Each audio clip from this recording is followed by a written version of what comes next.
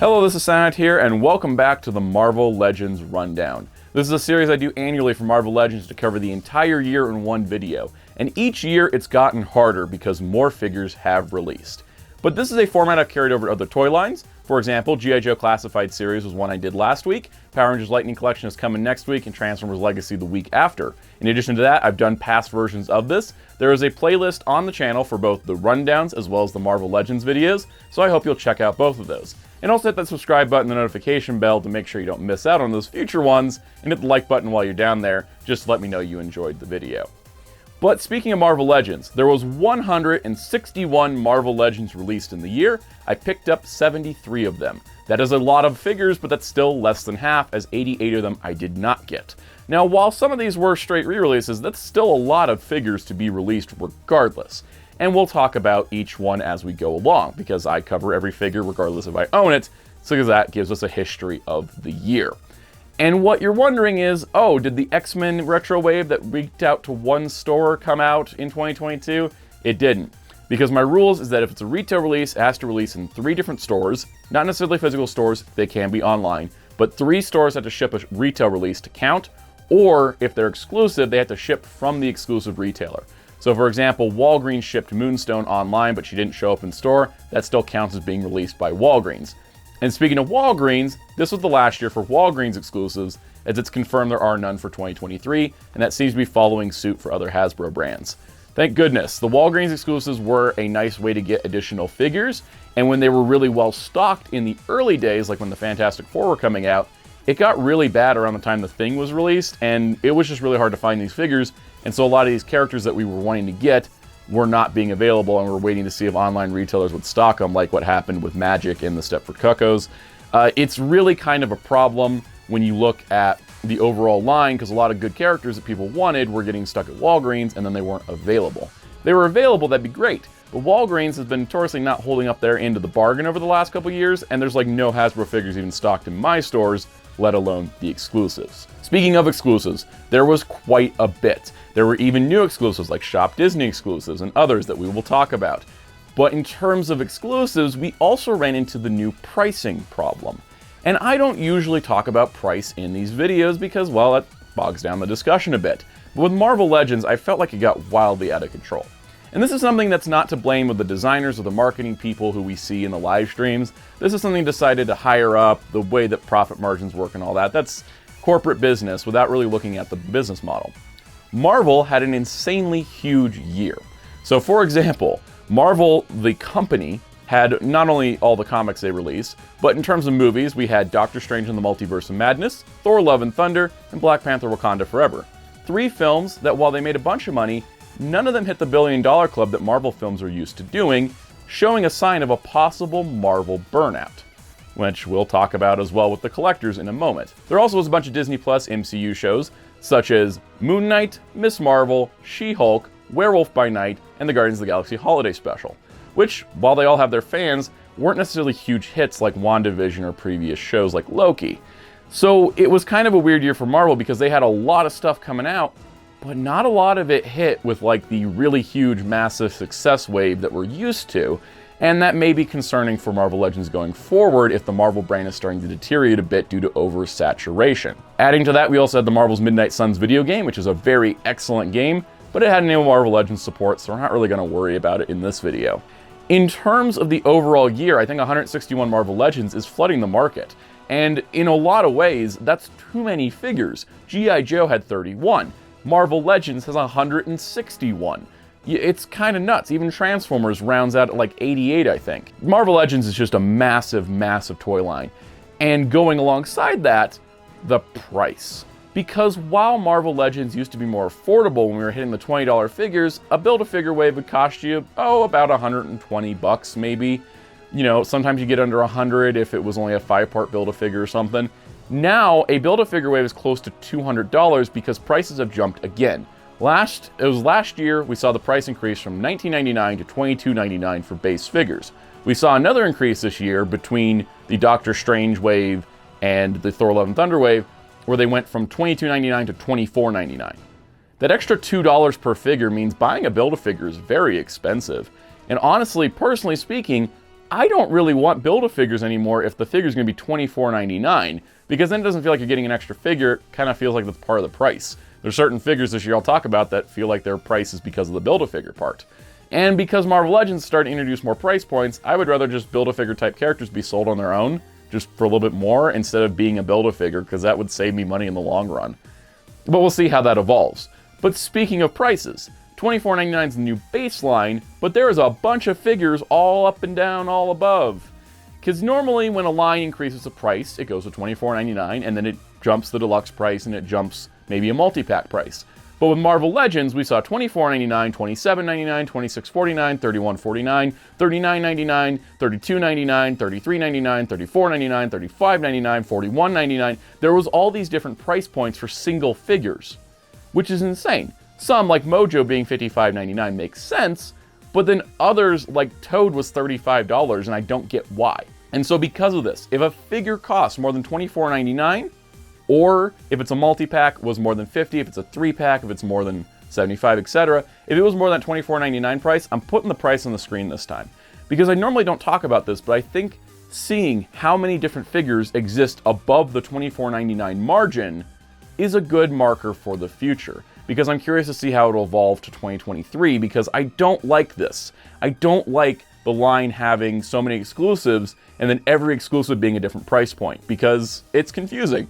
It also doesn't feel like it's worth your money sometimes, which is why some of the figures on this list are not ones I bought, even though I would have wanted them normally. And so we'll talk about it. So if it's above $24.99, it's getting its price put on screen. If it's under, assume it's $24.99 or $22.99, that kind of thing. And we'll talk about all of that. So going forward into this video, we're going to go through each of the retail waves in order of release, from everything I could tell, as well as the exclusives alphabetically by store order of release once again. And if you need any chapter times to jump to a specific part of this video, they're in the description. Hopefully this won't be too long, but it's 161 figures.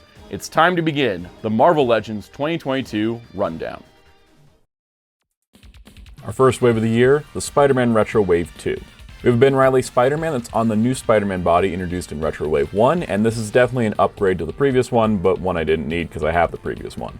We also got a new release of Hobgoblin in brighter colors that matches more of the animated series than the comics. I once again have the previous Hobgoblin, so I wasn't really interested.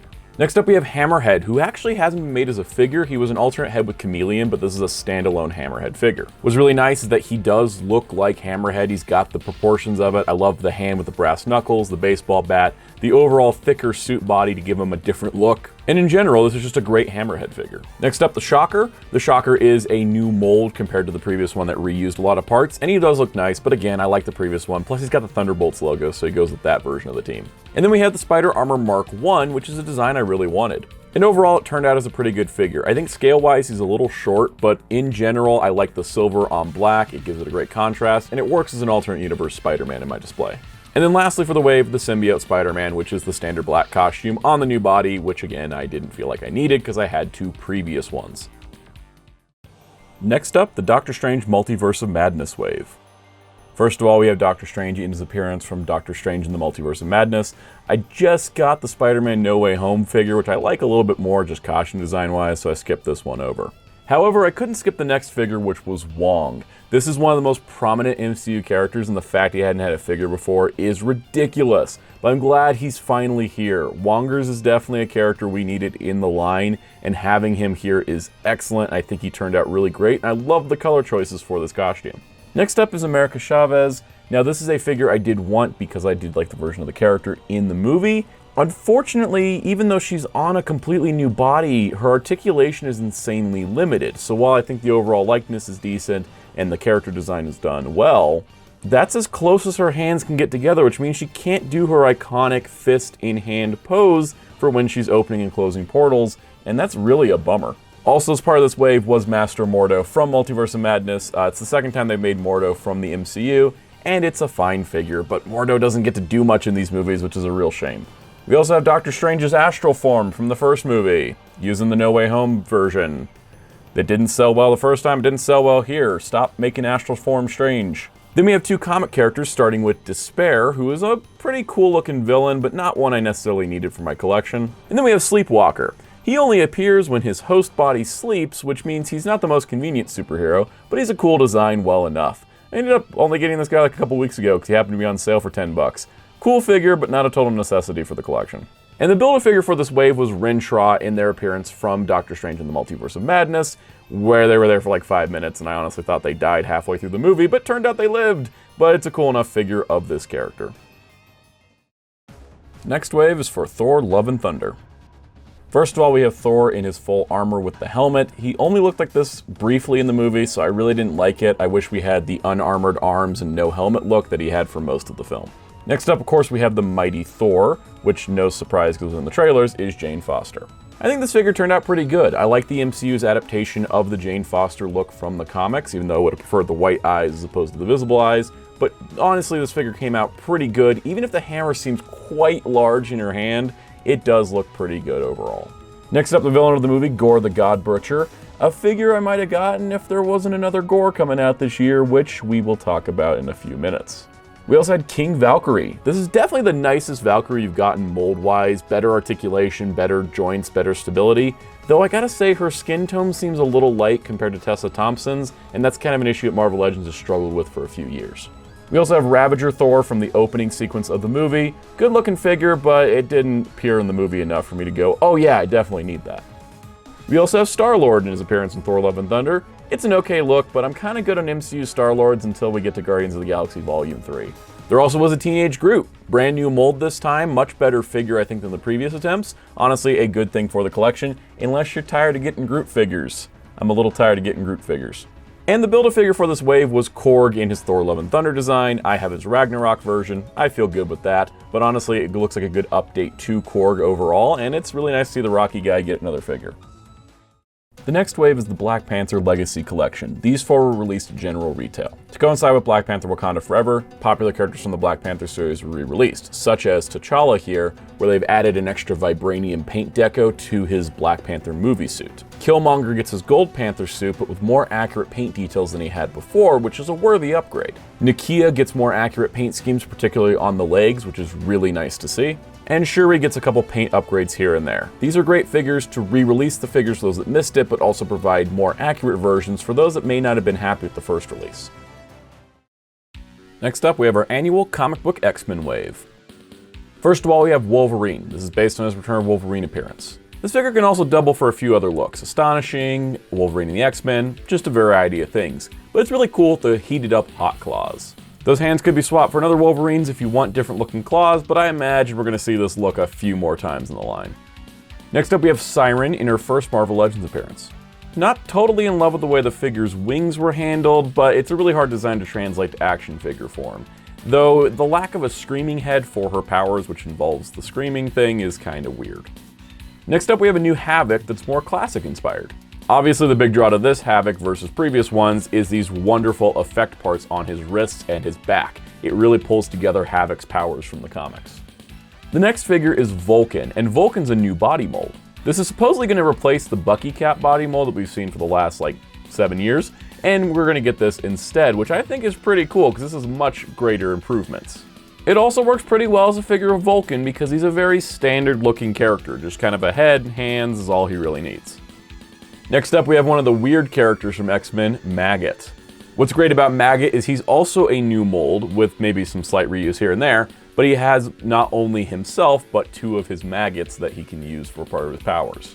What I really appreciate is just how they put all this unique sculpting and all this extra texture into the figure, making him feel really worth the new price point. Next, we have the mutant who's supposedly able to adapt anything, Darwin. Darwin overall is reusing an old body mold that was typically used for Spider-Man, and it just feels so old. But it works for Darwin, and it's nice to get this character in the line, because he's a little lesser known one. The last main figure of the wave is Sabretooth in his first appearance look. That's right, before Jim Lee got his hands on him, Sabretooth was a lot skinnier, and this is kind of approaching that appearance. Overall, I think it looks good, and I really do like the head, but it will turn some people off because of how skinny he is. The Build-A-Figure of the wave is the Reavers character, Bonebreaker. This is just really impressive. There's a lot of parts going on here, but for being a guy who's half tank, I'm actually impressed he got a figure. And you can see the tank is fully detailed out all the way to the barrels in the back, and there's even a compartment in the rear that can store his extra hands. And then the figure on top is great. It looks like Bonebreaker should. I think it just did an excellent, excellent job, and it makes some of the weaker parts of the rest of the wave worth it. So the next wave is our annual anniversary wave, where everything costs more for no reason, and this year is for the Spider-Man 60th anniversary. Our first figure is the Future Foundation Spider-Man Stealth Suit mode. Now, I personally was looking for the white and black, not the black and white, because I do like that look better, but maybe we'll get that in the future.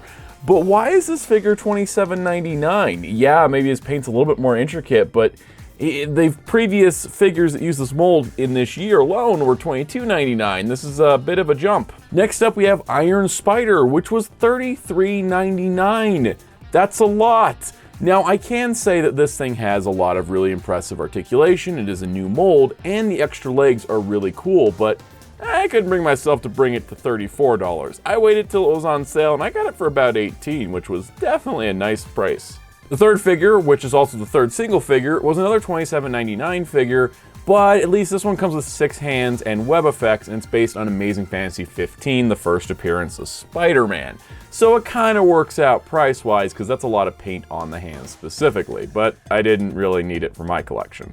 Starting our 2-packs, we have Ned and Peter, starting with Ned here, who looks really good. I think that overall sculpted a really nice figure. It's a completely new mold and probably will never be reused again. And they have a really good likeness to the actor. Same story, opposite side for Peter Parker. Since this is based on Spider-Man Homecoming, it has that specific look. And maybe they can reuse some of this in the future, but at the moment, this is a unique figure. And I think the $55.99 price point for Peter and Ned is kind of justified because they are new molds, but I also waited for it to hit sale and I got it for like $40, which was better.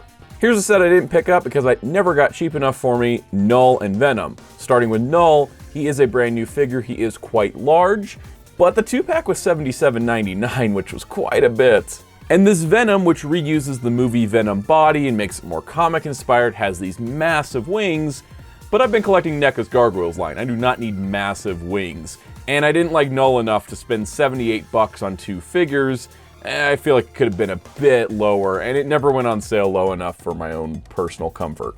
Now, $55.99 for the Spider-Man Spinneret pack may have been a little bit much, but this Spider-Man is my ideal Spider-Man. From the second it was revealed, where it had a new updated body mold, even beyond the previously updated Spider-Man body mold that now has the inset pins, it's got toe joints, extra range of movement. In addition to that, he has the larger eyes, the bigger bug symbol, the darker blue. This is my ideal Spider-Man figure, and I don't think anything's ever gonna top it. This is literally probably the most ideal Spider-Man for any Marvel Legend we can get. And because this 2-pack is based on the Renew Your Vows comic, we get Mary Jane as Spinneret, and she is on the new female body mold that was introduced with Shriek last year, and that is a great body mold, so it's a really solid figure. So $55.99 for this I think was a little much. It should have been closer to $50 in my opinion, but I did buy it at full price because I really wanted that Spider-Man, and I do like the Spinneret figure. The next wave was our Avengers comic-based wave. First up, Iron Man Model 70. Not an Iron Man armor I needed, but I'm glad to see that this entire wave is more 2000s based as opposed to being more 80s and 90s, because I feel like we have too much 80s and 90s and not anything after the 90s. Case in point with the Iron Man as well as the Thor here, they're 2020 designs. Now this Thor is actually the version of Thor when he was a Herald of Galactus, so it ties into the Galactus Haslab, which shipped this year as well, so I like to see the companion figures. Overall, it's a cool look, and yes, that's the look he had in Fortnite, which he probably had it there longer than in the comic. Next up we have Blue Marvel, a character that's never gotten a Marvel Legends figure before, and he's a neat character, not one I know super well, and not one that I was like, oh yeah, I totally need him in my collection, but I'm glad he got made. Our third figure is Madam Hydra, which is a long overdue update. Now yes, this Madam Hydra is a massive upgrade over the previous one, but it's still using the old female body mold as opposed to the new one that Shriek introduced. So while she's good, she's not great, and in fact feels completely out of date even though she just came out. The next figure in the wave is Speedball, which is a highly requested new Warriors character that I know many people were excited about. The next figure is a really cool one, and actually one of my favorites of the year. It's Quake, as well as Maria Hill. So the figure is sold as Quake, and she is using the Shriek body as a basis with some newly sculpted parts such as in the upper torso as well as the leg bands, and of course the arm gauntlets. This matches Daisy's look from the comics, and I'm really glad to have this figure because we needed more S.H.I.E.L.D. agent variety. And with a quick head swap, she can become Maria Hill, which means this is a figure I bought twice because I did want to have both Quake and Maria. And what's really nice is that you can have that on one figure, so you have choices, or if you want both, you can just buy a second one, and with being a retail figure, makes it super easy. Next up, we have a comic book version of US Agent following his MCU appearance from last year. Now, I do say this is an upgrade to the previous US Agent that came back all the way out in 2013, but I'm not a big fan of the head sculpt on this one. I think the body definitely matches the more modern Captain America figures we've gotten, which is good, but the head does not really look like John Walker. And then lastly, the Build-A-Figure for this wave is the controller. People said, oh, that's just Thanos, but in blue with a different head, and guess what? That's how the controller's drawn in the comics, so it's accurate. Next up, we have the Black Panther Wakanda Forever wave. The first figure in the wave is Namor, who is the main antagonist of the movie. This figure is great. The MCU Namor design takes everything that the comics Namor design had, from the winged feet, to the pointy ears, to the green shorts, but then exemplified it with a lot of Mayan and Incan elements to give it more of a regality. And this translated well into an action figure form because it made him a little bit more interesting than the previous figures of the character from the comics. So this Namor figure is honestly like the coolest figure of the character, and I really think it turned out great. Next up, we have Nakia in her costume when she infiltrated Talokan. Now, this is a nice update to Nakia because the previous one had single jointed elbows, this one's double jointed elbows and has the inset pins, and I think the overall look is really, really nice. I also do really appreciate that the head sculpt is an upgrade, and I like that the Kimoyo beads bracelet is included because that was missing from all the previous Black Panther figures. Next up, we have Okoye, who's no longer a Build-A-Figure. This is definitely an upgrade on Okoye because the previous one was a Build-A-Figure because the character I don't think was positioned to be a breakout hit, but she's become one of the most popular characters from Wakanda. And with this figure giving her the updated double jointed elbows as well as the Kimoyo beads bracelet and just an overall better likeness, I think this is a much better Okoye figure, which is a shame that the spear still isn't accurate. I wish we could get a new mold on that for the Dora Milaje. The next figure is one of the comic book characters, the Hatut Zaraze. Now, this figure is of a character that is more of an army builder type because there are multiple of these. They're sort of Secret Service agents. Kind of think about them as like the shield for Wakanda. And it makes for a really cool figure. The overall White Panther look, I think, is just really stunning, and this figure turned out pretty good. Next up, we have a brand new classic Black Panther figure. Now, this Black Panther is more inspired by his earlier appearances, hence the short cape he has added, but this is on the Vulcan body mold and is a total upgrade to previous comic book Black Panthers.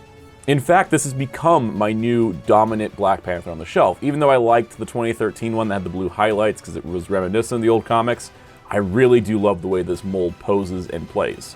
But I gotta say, as much as I do like the cape, without the cape, it really gives that iconic Black Panther look that I'm looking for, and it just frees up his articulation a bit. And all you have to do is pop the head off and then slip the bands of the cape down over his legs, and you have a great, great Black Panther. Oddly enough, the last figure to come in the Build-A-Figure part is Everett Ross, who's a Legacy Collection repack. So much like the other Legacy Collection repacks that came earlier in the year, he's a mild upgrade to the previous release, but if you got the previous 2-pack of Killmonger and Ross, this is a redundant figure if you're looking for Build-A-Figure parts. But I didn't get that previous 2-pack, so it's nice to get the token white guy of the Black Panther franchise, and it builds Atuma, so it worked out for me, but not for everybody. And speaking of Atuma, he is the Build-A-Figure of the wave. He turned out pretty good. He looks good, he's got that really wonderful design. I love the way they designed all the characters from Talokan in the film, because they're very visually interesting, and this does make me want a Namora. The only problem I have with this figure is his arms have trouble staying in place because he's a Build-A-Figure and the pegs just don't seem long enough, but I may be doing something wrong there, I'm not exactly sure. But overall, he's a pretty solid figure. Next, we have some single-packed figures that were all sold at retail but aren't particularly part of a wave. First of all, we have Mojo. Now, as a deluxe figure, this actually does feel worth the $55.99 price, but we're going to talk about a different version of Mojo later in the video. Then we have Ironheart from Black Panther Wakanda Forever. She is a deluxe release, a completely new mold, so the extra price point doesn't bother me too much. It does feel like she comes with enough for that $33.99 price, and overall makes for a great figure that adds to the Wakanda Forever figures from the main wave.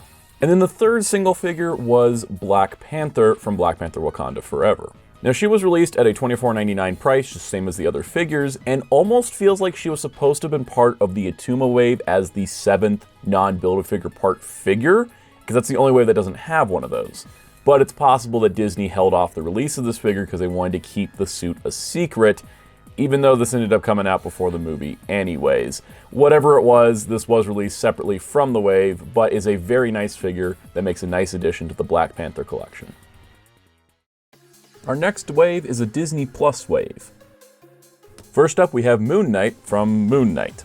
This is a pretty good figure. I did like the mummy redesign that Moon Knight had. It kind of ties into the Egyptian look, and that made for a really interesting action figure. I love the overall details and the sculpting and the unique mold that's on display. I also like that his two crescent moons can combine together even if he can't hold them. It's a cool accessory that gives him a lot of flair. To naturally go alongside Moon Knight is Mr. Knight. Now, Mr. Knight was changed a lot from the comics, but I think this figure actually turns out better than what a comic version would be, because you had the extra detail in the suit, in the shoes, and the overall look to him, especially with the mask. But if you are looking for a more comic-based one, you're probably going to be waiting a while. I don't know if this look is that popular, but it does make for a nice stand-in if you want it for a comic collection as well. The next figure is Miss Marvel from Miss Marvel. Now, while the show wasn't perfect, in fact, I think it got bogged down by too many villain plots and not focusing on Kamala herself enough, I do like the costume design. It's evocative of the version from the comics, and it makes for a nice figure. However, her lack of accessories is kind of a bummer, because they did all this work to change her powers to these crystal things, and the figure doesn't come with any of that, so she's kind of standard. Next up, She-Hulk from She-Hulk Attorney at Law. I'm a huge She-Hulk fan, and I've owned almost every Marvel Legends figure of her, and this is actually the best one. From the overall size, to the proportions, to the detailing on the costume, to the overall face and the way the hair is laid, and the fact she has a full range of articulation, no She-Hulk figure beats this one. She's a winner. Next up, we have the first figure revealed from the wave, Kate Bishop from Hawkeye. Hawkeye still is my favorite Disney Plus show, so I was really excited to get a figure of Kate from that series, and it's nice to see her here because I don't have a comic book Kate Bishop, and I kind of hope we'll get a new one in the future, but this is a great figure that has a unique sculpt, great likeness, and overall just really solid articulation. And naturally to go with her is Clint Barton Hawkeye from Hawkeye. Now, we've had several Clint Barton figures before for the MCU, but this is absolutely the best one. Unique body sculpt, full range of articulation, you can put him in natural archer poses, and his head sculpt has a really good likeness. A lot of the Clint Barton likenesses before were really off. This one I feel is spot on. Plus the extra details like the bandages and the scarring is really cool because that adds to the overall detail of the figure. Now, this wave was going pretty good, but here's a stinker, it's Sharon Carter. Based on her appearance from Falcon and the Winter Soldier, this figure is reusing a lot of parts and is just a mess. Single joint elbows, super gummy knees, feet that don't stay flat. I don't like this figure whatsoever. I didn't like what happened to Sharon in Falcon and Winter Soldier, and I don't like the figure version of it. But buying Sharon did grant me the final piece to Infinity Ultron from What If. Now, I don't really like Age of Ultron from the MCU, particularly the way his voice was done. So when Ultron appeared in What If and had the more robotic Ultron voice that I would really want for the character, I was very excited. And then when he gained the power of the Infinity Stones, I was super hyped. And this is a uniquely molded figure that looks incredible. I don't have any of the other What If figures because it's not really my type of collecting, but I really did want this guy because he's just such an excellent design and just turned into an excellent action figure. So we actually had a second Disney Plus wave this year, and it was the last one to release, and I didn't get any of it because I kind of just ran out of time and money. First of all, we have Zombie Iron Man from What If. Not particularly interested in this one. It's pretty straightforward. It's Zombie Iron Man. Agent Jimmy Woo is a figure I do want to get because I do like the character in his appearances in Ant-Man and WandaVision, and it's really nice to see his WandaVision version here. The classic Loki played by Richard E. Grant was one of the most standout Loki variants in the series, so I do want to get this figure eventually because it does look like a nice representation. Zombie Scarlet Witch, just like Zombie Iron Man, I have zero interest in. The He Who Remains variant of Kang from Loki is a good looking figure, though I'm waiting for the Quantum Mania version of Kang because that's kind of a more traditional look. Howard the Duck finally has a Marvel Legend, and he's a $25 figure that comes with Scott Lang's head in a jar from the zombie episode, even though he's from the Guardians of the Galaxy episode, and he comes with a Build-A-Figure part to make up the cost, but still, that's a lot for a guy that doesn't have articulating legs. And then lastly, we have Red Skull from What If, which could honestly just be any MCU Red Skull and reuses some parts from that.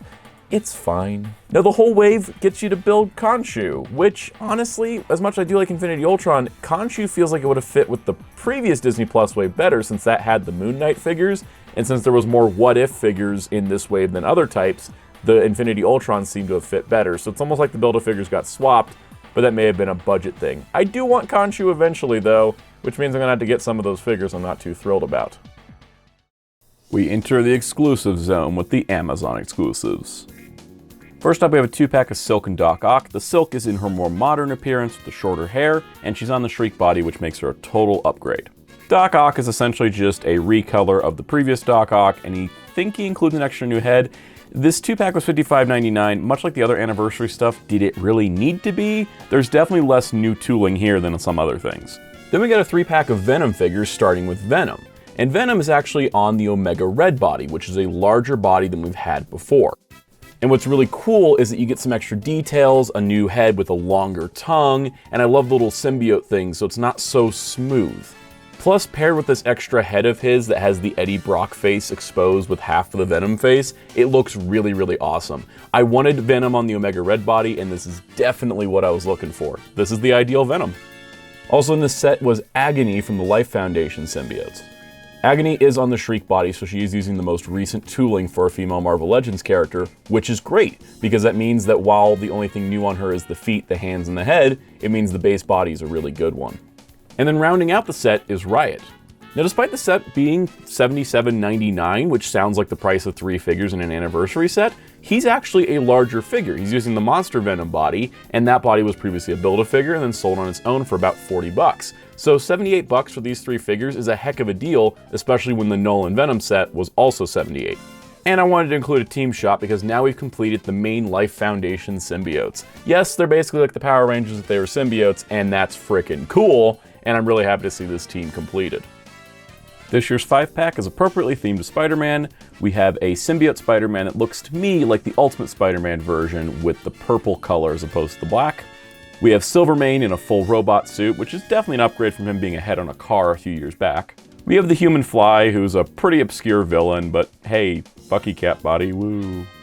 We have Molten Man, which I think could have used a different body mold, maybe like the ex-Nilo body would have been good, but he looks fine.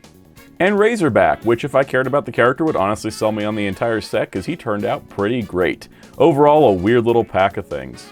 Next up, we have Gore the God Butcher from the comic version. Now this figure was $29.99, and I think that was justified. He has a lot of cool, unique sculpting, such as the hands, the feet, the head, the cloak, the sword, and he just looks really nice. While it would have been cool to have him on an inset pin body so the pins weren't visible, it's not something that bugs me personally, though I can understand the confusion because the original promo images showed him without the pins visible. But I do really like that both heads are completely different. The unhooded head actually has the snarling expression, which looks like he's more into battle, whereas the other one's a little bit more contemplative. A great version of the character. And then rounding out the Amazon exclusives was a What If Killmonger figure, which seems to be some reuse here and there, but provides a more animated style head for Killmonger to go with your What If collection. Next up, the fan channel releases released to online retailers and specialty shops. First up, Falcon in his 2000s appearance on a retro card. Nice repaint of the previous Falcon we got, which I have. I didn't need this one, but it's a good way to get him if you missed him the first time. Retro carded classic Loki. Once again, it's a previous figure, this time redone. For some reason, he comes with the same knives that MCU Drax comes with, but a pretty good update and a good one to get if you missed the previous Loki. And then we have Lady Loki, who was released on a retro card as well, and she was originally in the A-Force box set at Toys R Us many, many years ago, so it was nice to re-release her. We have a retro carded Scarlet Witch, which is essentially just the Family Matters 3-pack Scarlet Witch, except now she's not metallic, which means she kind of matches the more pastel colors of the older kind of Avengers character figures that we've gotten, so I actually kind of like this a little bit more than the metallic one. And then going alongside Wanda, we have a retro-carded Vision. This time it's the White Vision from Vision Quest, which was part of the West Coast Avengers run. I love West Coast Avengers, so this was definitely a figure I wanted to get, and he does look really nice. They did a good job representing that version of the character. There's a 2-pack called Captain America Legacy. The first figure in it, of course, is Captain America Sam Wilson. He's got an unmasked head this time. No wings, but he does have fists, so it's a little bit of a nice figure you could add to the wings from last year. And then we also get Captain America Steve Rogers, which is the in-game version without the Thor hammer, but that is the nicest Steve Rogers Captain America for the MCU. And then adding to that, we got a flashback Winter Soldier figure, which is a much, much needed update of Bucky in his original Winter Soldier outfit from Captain America the Winter Soldier, and the flashback in Falcon and the Winter Soldier. To celebrate the 20th anniversary of Marvel Legends as a whole, there was 4 special releases to represent the first wave. That includes Captain America, who reuses a lot of parts but has a new masked head, a new unmasked head, a new collar piece, a new blast effect, and a new shield that can take those effects. So the $31.99 price stings a little bit because of how much reuse is on display, but when you factor in the backdrop and the stand, it seems like an okay price. Iron Man is a similar deal. They did a new head, a new unmasked head, and then everything else is reused, plus that stand, though that stand is a really flimsy plastic, so this one felt less worth the $31.99. Hulk is done in that same assortment, a couple new parts, the nice little rock base, but $43.99 is quite a lot for a figure that's been released much cheaper in the past. And then rounding out that wave is Toad, who's never had a modern Marvel Legends figure. This is a nice figure and I do like it, but $33.99 just feels obscene. He doesn't come with as much as Captain America, he doesn't have a completely new figure because his arms are reused, so yeah, there's some new stuff here, but it's not totally worth it. I mean, the little frogs he comes with are cute, but are they really necessary? And I do like the stand with the backdrop, but I'm not going to ever use it on the shelf because it's not like every figure comes with this. And like I said, the stand is really flimsy plastic. Just didn't feel like it was worth $34.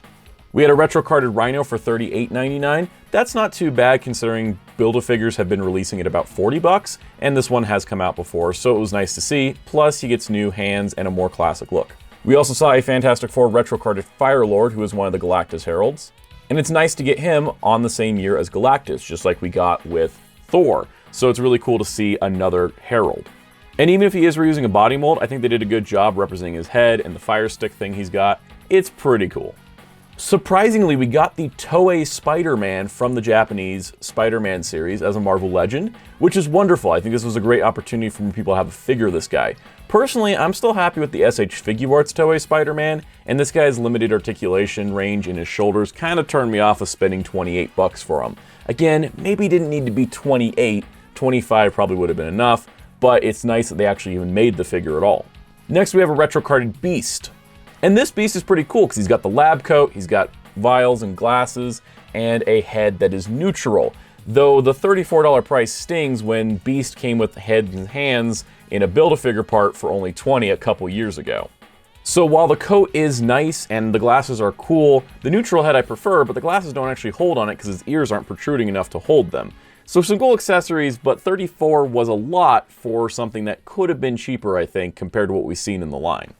Retro carded War Machine is a repaint of the previous War Machine in more cartoon-inspired colors without necessarily being the cartoon version. And for $28, it's not too bad since the original figure was $30 and this has less accessories than that. Retro carded Apocalypse is in more of those classic colors, would fit more with the animated series style. While he does reuse a lot of parts from the Build-A-Figure, he does have a lot of new pieces, so the $38.99 price isn't too bad considering he's a larger figure. A new roleplay Tesseract came out that packed in a figure of Loki from the Loki series. I think this is better than the version we got in the Captain America Wings wave, but I wasn't going to buy a whole Tesseract to get it. We also saw a retro carded Scorpion, which I and many others were really looking forward to. It's the exact same mold as the previous Scorpion we got, but painted up in the brighter green colors, and more specifically with the exposed face that everyone was kind of looking for, I think. For whatever reason, just having that exposed face as opposed to the all green of the previous one just makes this figure work as Scorpion so much better. And then lastly, we have a retro carded Ghost Rider. Presumably to tie in with the sadly failed Haslab, this is a retro carded Ghost Rider on the vintage 90s Ghost Rider toy line style packaging. I always love these retro cards, especially when they can give them full artwork. I'm not taking this one out of the package though. Because while he does include a new Johnny Blaze hand and some bone fingers, I have other Ghost Riders on the shelf, but if you've never picked one up, this is definitely a good release to get. Now there was one GameStop exclusive this year. This is a 2-pack of the Inner Demon and Mr. Negative from the 2018 Spider-Man game. The Inner Demon's cool with having the interchangeable heads, but it's not like you can army build them easily without getting a bunch of Mr. Negatives, so maybe swap them around some suit bodies you can find. And Mr. Negative is a character that could totally go into a comic book shelf as well as a Gamerverse shelf. It's a nice representation of the character who has had a more prominent role in that game than he has in the comics, so it was a nice release, but you do have to get it in a 2-pack. There's a lot of them, Hasbro Pulse exclusives. First up, there was a Shield Agents 2-pack, which gets you 2 male Shield Agents with a bunch of head options, which look pretty cool if you want to army build Shield Agents. Unfortunately, they sell out really fast. Speaking of selling out really fast, the Skull Infiltrator at its very nice $16 price point means I bought a bunch of these because I love the Skrulls. The cool part is that each Skrull pack comes with 2 different guns and 2 different heads. So we have a Grumpy Skrull here, and a snarling Skrull here, and this guy's got a larger blaster where the other one has a smaller blaster. These are great, I love these Army Builder packs. It's unfortunate that they're always sold out, because unless you got them right when they first came out, it doesn't seem like they're restocking them. Same story, third verse, Hand Ninja Undead this time, more of a zombie look. Pretty cool if you can actually get one. Moving on to the Mojo World pack that was originally scheduled for Comic-Con, we have Dazzler. Now this is a proper 80s Outback era Dazzler. We got the one with the jacket previously, which was the one from the arcade game. I love the head sculpt, the way they did the hair, the body sculpt, plus she's on the Shriek body, so she's got the double jointed elbows and the inset pins. Just a really nice upgrade to Dazzler. Brand new to this set is Longshot. Longshot hasn't had a Marvel Legends since the Toy Biz days. This is much, much welcome. Plus, he is a new body, which has inset pins, and they managed to sculpt only 3 fingers on his hands. I just love little details like that when you can get the overall look of the character down to the number of fingers they should have.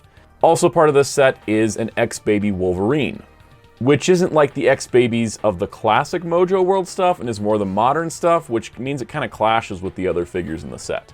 And then the big guy in the set is Mojo, this time in more paint scheme than the single-packed one that released as well at retail. I think this is just an impressive figure. I always wanted a Mojo figure, and for Hasbro to roll out one that's bigger, larger, and better detailed than the Toy Biz one is really, really impressive. I can see why this guy is $55.99 at retail, because I think he's absolutely worth his price point.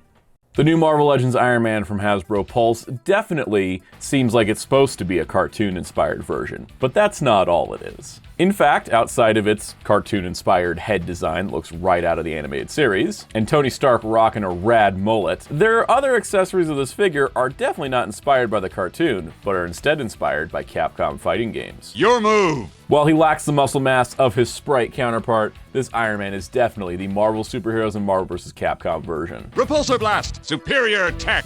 Unibeam! Proton Cannon!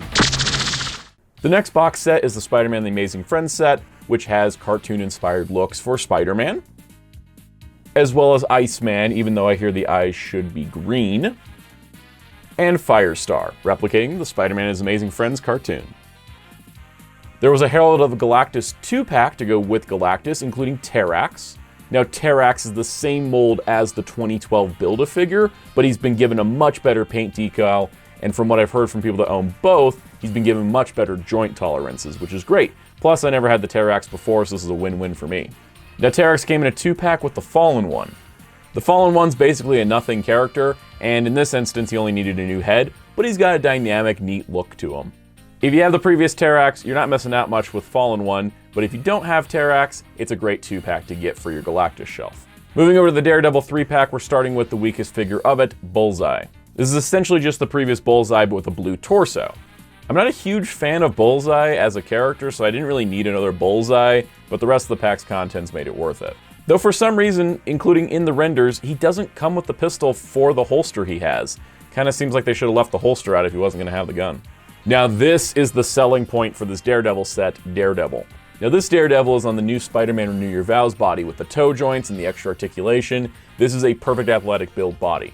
In addition to that, it's a classic Daredevil in red, and he comes with a couple different effects for his billy club for the grappling hook. This is just an ideal Daredevil for me, and considering how many I have, that's impressive we finally reached the pinnacle here. And then rounding out the set is Elektra. Elektra is on the Shriek body, making her a better figure, and she comes with this wonderful head with all of her hair splayed out. She comes with a normal bandana look as well, but what's the point of that when you can have giant 80s hair? And even though I usually prefer Elektra in red, I actually have really warmed up to the white, especially with the 80s hair. It just puts the whole set together. I can just ignore Bullseye, because Elektra and Daredevil were worth it. Next up, the highly successful Haslab Galactus project. Now this Galactus project is kicking off the heels of the Sentinel, which was also successful, but was $400 compared to the Sentinel's $350. That being said, Galactus is actually a lot larger. At this height, he of course has a really cool LED system, lights in the chest and the head, which stay on for a much longer period of time than the Sentinel does, which I think is an improvement, in addition to the figure having a lot of ratchet joints to hold stability better than the Sentinel did. He also comes with a giant Dr. Doom head that was one of the tiers, and that appeals to me, and probably me alone, but I occasionally pose him with the Dr. Doom head. One of the tier pack-in figures was Frankie Ray, also known as Nova. She's never received a Marvel Legends figure before, and this is absolutely wonderful to get her. It does suck that if you weren't able to drop the 400 for Galactus, you were kind of screwed out of getting Frankie Ray, but she isn't as well known of a character, so it's a little bit of a 50-50 situation. I think the figure is excellently done with the gold and the new body mold with the double jointed elbows and the hair and the fire base, with said fire base being able to clip into Galactus's hand so he can kind of hold the herald that he's created, and I think that's a really cool feature. Now naturally, the second pack-in figure is the Silver Surfer. This is just a thing that Galactus comes with. This Silver Surfer is different than the Walgreens one in that he has a different head, and he's not so shiny as the Walgreens one was, and I actually pretty much like it, plus a cool stand. He does only come with one energy effect, which is kind of a bummer, but again, that stand is really cool because you can have him floating, or you can have him in the palm of Galactus's hand. I love that he can hold the two heralds, the ones that are closest to him, the two he created, not just the random brutes he picks up from time to time. Speaking of those random brutes, the final figure in the set is Morg. Now Morg is really cool. I think he makes a great action figure. Once again, more obscure, so it's kind of understandable to be a Haslab tier. And especially with his unique sculpt, he really just adds to the pack, where he wouldn't really be as good on his own, I think. But honestly, this was a pretty good Haslab campaign and provided us a lot of cool new figures. This year's Marvel Unlimited Annual Plus Package exclusive figure is Captain Kate Pryde from the recent 2019 Marauders comic. This is the Dawn of X era Kitty Pryde, who now goes by Kate, and this is a great figure. It's a retool of the previous Kitty Pryde figure, but now with a new head sculpt with the bandage on the nose. It's really awesome. A great bonus if you're already wanting to get the comics to read anyways on the digital platform. And for me, this was the reason why I subscribed, and I'm pretty happy with my subscription. We had our first Disney Parks exclusive Marvel Legends release, which was also available on ShopDisney. This was a box set of the 5 main members of the Guardians of the Galaxy to tie in with the Cosmic Rewind ride, and they're essentially just the Guardians of the Galaxy Volume 2 versions with some minor upgrades. For example, Star-Lord is basically the same figure. Gamora's received a new paint deco on the face, which is a little bit more accurate to Zoe Saldana's likeness. Drax is given the more neutral head from the Volume 1 version of Drax, where he's got the more accurate body from the Volume 2 version of Drax. And Rocket seems to be using an updated paint scheme off of the Volume 2 version. And the Groot included is essentially the same as the Groot that was at Toys R Us several years ago for Volume 2, with the adult, baby, and potted Groots. A set that's nice if you needed these, but I'm going to be waiting for Guardians 3 before buying more MCU Guardians. So there was a round of ShopDisney and Hasbro Pulse shared exclusives based on the X-Men the Animated Series. These figures are mostly repaints of things we've seen before, sometimes with new heads or accessories like Wolverine here, and they have this cartoon shading. And because of that, they're 28 bucks a piece. Case of Jubilee here, she has no new molding whatsoever, and she's still 28 bucks. Okay. The pricing on these was weird. I did like the packaging art because they're VHS styled, but Mr. Sinister being 28 bucks, I guess because he's a larger figure, is fine. But once again, he doesn't have any new parts like Wolverine did. I did pick up Storm because it's Storm. She's my favorite X-Men. And I do like the figure overall, but I really wasn't feeling spending 28 bucks on a bunch of repaints when they weren't having unique parts on each of them. Storm, for example, does have this really cool head that is brand new to this figure that gives her the hair from the animated series, but that's about it. And then in the case of Jean Grey, she's not even in the right color. She's in the more orangish colors that were seen on the previous figure, not the literal tan beige color she is in the show. So if it's going to be 28 bucks and it's going to have the weird shading, could you at least be the right color? Now, of course, I think the one that people mostly picked up was Morph, because he is the unique character here. And I spent full price on him. I got a discount on Storm because I have Marvel Unlimited, but I spent full price on Morph, and I don't feel like he was that worth it. He should have just been a $25 figure. And then in the case like Mystique, there's cool accessories like the baby Nightcrawler, but like, I don't know. It doesn't seem like these are really worth the full 28. Though I can give them credit, Cyclops is on a new body mold, similar to Vulcan, that has the straps molded in as opposed to being overlay pieces, and that's pretty cool. And we'll see this mold many times in 2023. There were 5 Target exclusives this year.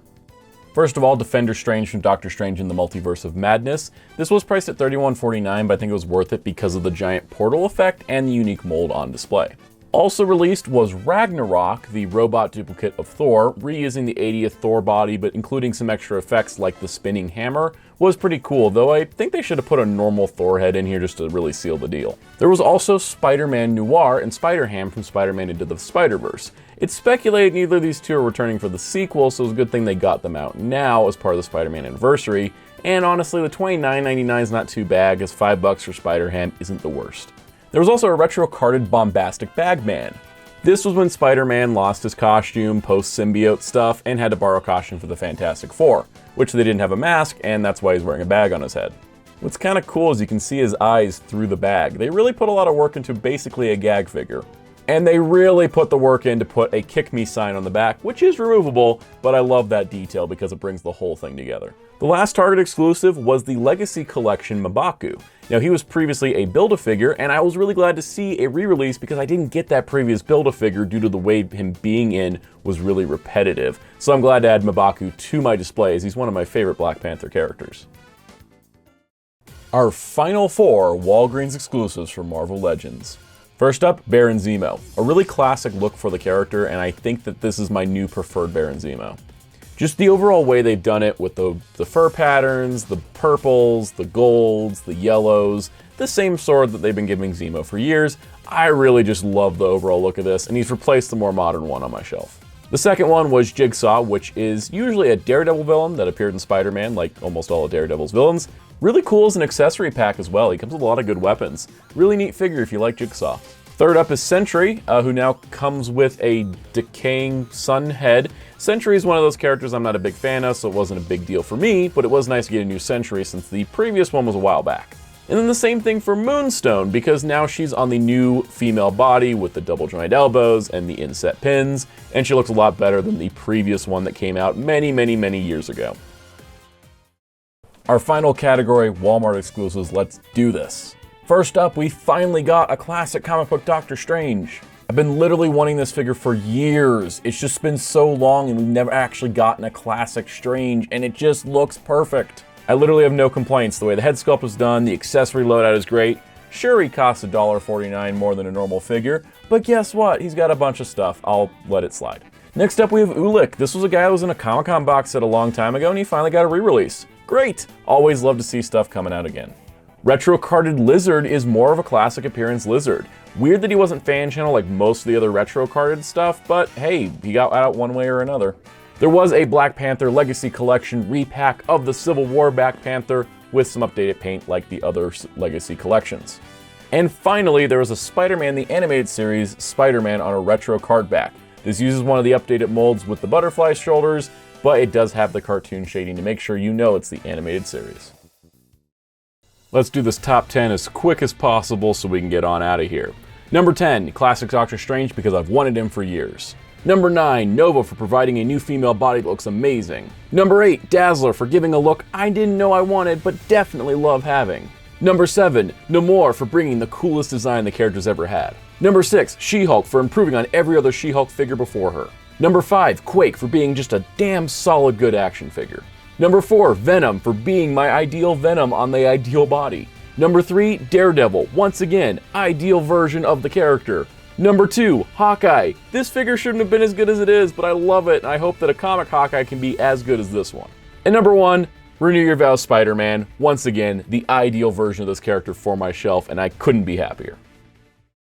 So that does it for this video. I think I got everything. If I missed anything, let me know. But if you enjoyed it, hit the like button if you haven't already, hit subscribe notification bell so you don't miss out on future things. And if you are seeing this part of the video, leave a comment.